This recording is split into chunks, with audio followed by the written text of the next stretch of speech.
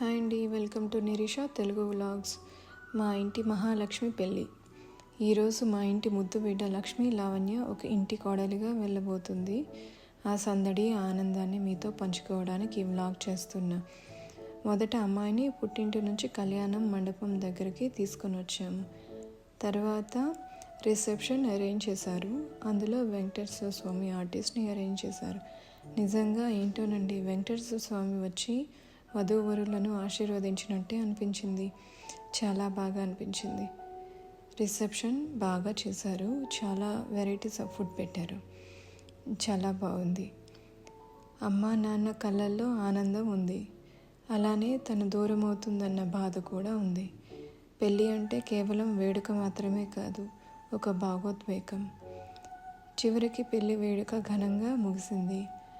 ఆ జంట నిండు నూరేళ్ళు చల్లగా ఉండాలని కోరుకుంటున్నా. పెళ్లిలో చాలామంది బంధువులు చుట్టాలు కలిశారు. పెళ్లిలో తీసుకున్న కొన్ని ఫొటోస్ అప్లోడ్ చేస్తున్నా. పెళ్ళి అనేది జీవితంలో ఒక మధురమైన మలుపు. ఈ కొత్త ప్రయాణం ఆనందంగా అన్యోన్యంగా సాగాలని కోరుకుంటున్నా.